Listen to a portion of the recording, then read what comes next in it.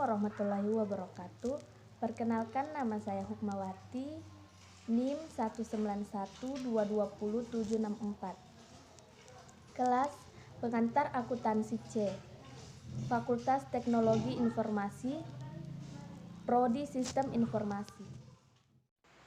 Baiklah, kita akan membahas tentang analisis transaksi. Untuk dapat menyusun laporan keuangan dan laporan rugi laba seperti diuraikan sebelumnya, suatu sistem akuntansi harus dapat menghasilkan informasi antara lain aktiva, kewajiban, modal, pendapatan, dan biaya. 3 kategori yang pertama menyangkut neraca, sedangkan yang berikutnya menyangkut laporan rugi laba. Akun sebagai alat pencatatan. Yang paling mendasar dalam akuntansi adalah daftar hitung atau akun, atau sering juga disebut nomor rekening. Bagian rekening adalah untuk mencatat data yang akan menjadi dasar penyusunan laporan-laporan keuangan. Kumpulan rekening-rekening yang digunakan dalam suatu perusahaan disebut sebagai buku besar atau ledger. Buku besar akun dikelompokkan dalam 3 bagian.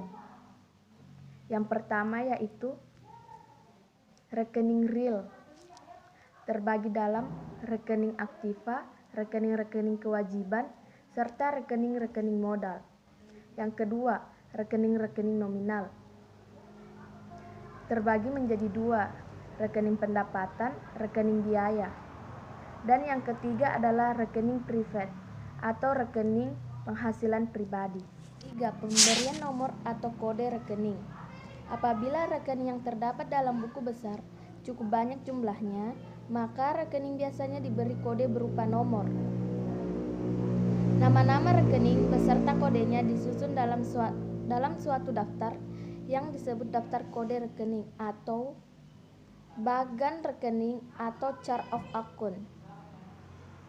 Dan biasanya bertitik tolak dari pengelompokan rekening dalam 5 golongan di atas, yaitu aktiva, utang, modal, serta pendapatan dan biaya.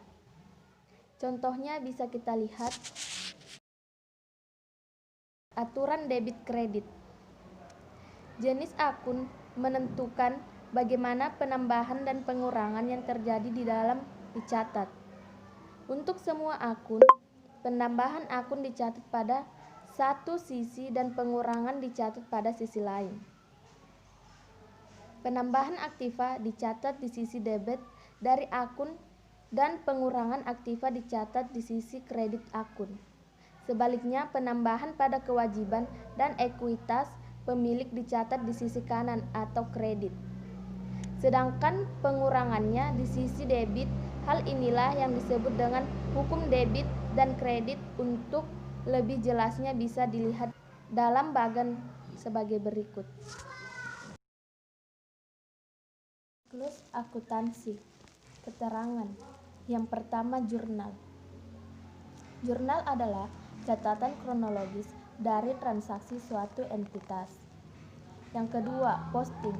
Posting adalah pemindahan bukuan dari jurnal ke buku besar. Yang ketiga, buku besar, kumpulan rekening-rekening yang digunakan dalam suatu perusahaan. Yang keempat, neraca saldo adalah daftar yang berisi saldo-saldo dari seluruh rekening yang ada di buku besar pada suatu saat tertentu.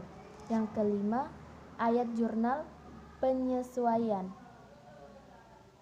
untuk menunjukkan jumlah yang sebenarnya pada akhir periode rekening aktiva dan rekening utang, dan agar setiap rekening nominal, rekening pendapat, dan rekening biaya menunjukkan pendapat dan biaya yang seharusnya diakui dalam suatu periode. Yang keenam, neraca saldo disesuaikan untuk memasukkan data-data rekening yang sudah disesuaikan. Yang ketujuh, laporan keuangan, laporan yang menunjukkan posisi keuangan suatu perusahaan pada akhir periode.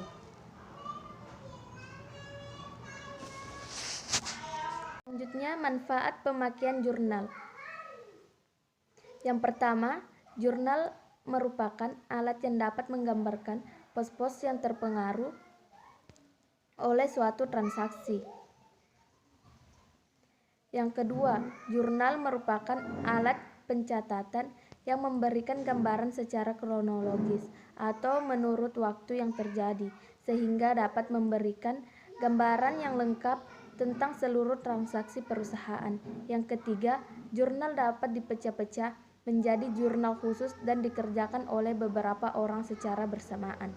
Yang keempat, bila transaksi langsung dicatat ke buku besar dan terjadi kesalahan dalam pencatatan akan sulit untuk ditemukan. Misalnya, lupa mendebet atau mengkredit suatu rekening, atau pendebetan dan pengkreditan ke rekening yang salah.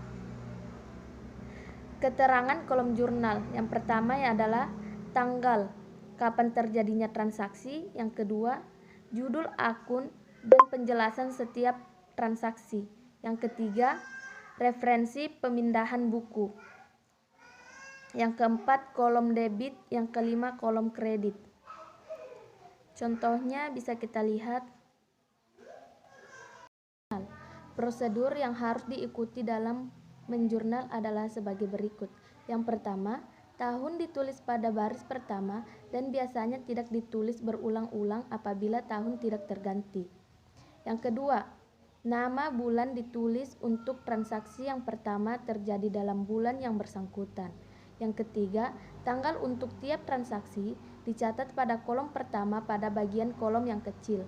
Untuk setiap transaksi perlu ditulis tanggalnya, meskipun pada tanggal yang sama terjadi beberapa transaksi. Yang keempat, nama rekening yang didebit ditulis merapat ke sebelah kiri dalam kolom dan jumlah pendebetan dimasukkan ke dalam sisi kiri atau debit. Yang kelima, nama rekening yang dikredit ditulis pada baris berikutnya dalam kolom dan ditulis sedikit masuk ke sebelah kanan bila dibandingkan dengan rekening yang didebet. Yang keenam, penjelasan atau keterangan ditulis pada baris berikutnya dalam kolom keterangan dan nama rekening. Selanjutnya adalah memposting.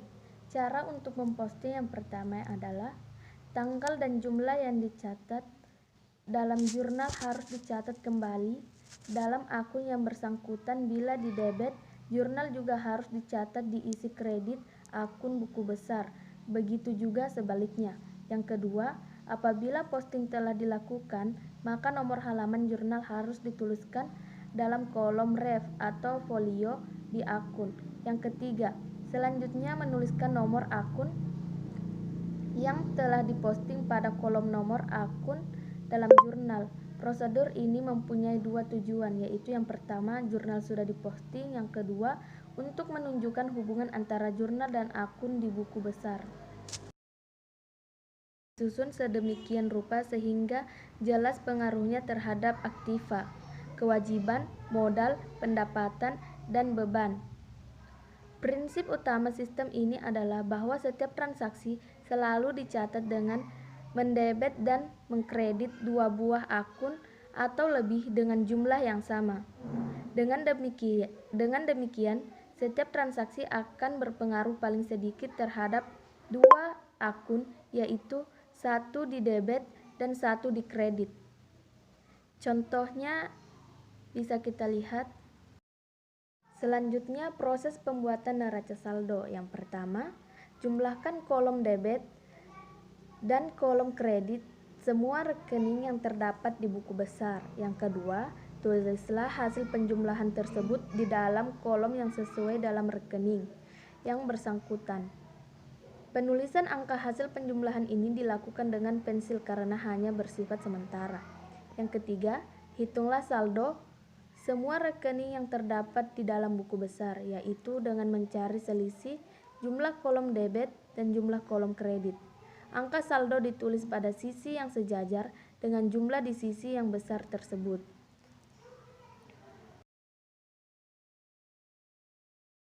Adalah kesalahan pembukuan. Kesalahan pembukuan bisa terjadi dalam setiap tahapan akuntansi. Kesalahan-kesalahan yang terjadi dalam buku besar dapat ditemukan melalui beberapa cara, antara lain melalui prosedur pemeriksaan pembukuan, ditemukan secara kebetulan atau dapat juga melalui neraca saldo. Demikianlah penjelasan dari saya. Kurang dan lebihnya mohon dimaafkan. Wabillahi taufiq wal hidayah. Wassalamualaikum warahmatullahi wabarakatuh.